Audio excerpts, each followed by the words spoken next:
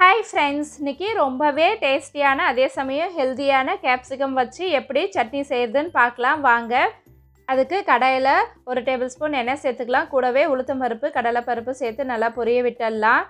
10 சின்ன வெங்காயம் சேர்த்துக்கோங்க. நறுக்கி வச்சுருக்க ஒரு பெரிய வெங்காயம், தக்காளி, பூண்டு, காஞ்ச மிளகாய், கேப்சிகம் எல்லாத்தையும் சேர்த்து நல்லா வதக்கிக்கலாம். கண்ணாடி போல் நல்லா வதக்கி எடுத்துக்கலாம். எல்லாத்தையும் 1 பை 1 சேர்த்து நல்லா வதக்கிக்கோங்க. கூடவே ஒரு சின்ன நெல்லிக்காய் அளவு புளியை சேர்த்துக்கலாம். அதிகமாக சேர்க்க வேணாம். சேர்த்து நல்லா கண்ணாடி போல் வதக்கி எடுத்துக்கோங்க.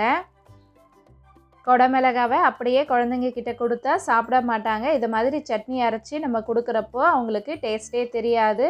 சூப்பராக இருக்கும், சாப்பிட்ருவாங்க. ஸோ இது மாதிரி நல்லா வதக்கிக்கோங்க.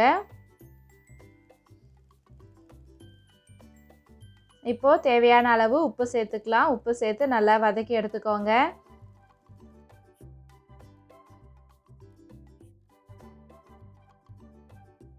இந்த அளவுக்கு எல்லாம் நல்லா வதங்கி வரணும். இப்போ அடுப்பை ஆஃப் பண்ணிக்கலாம். ஆற வச்சு ஒரு மிக்ஸி ஜாரில் சேர்த்து அரைச்சி எடுத்துக்கலாம்.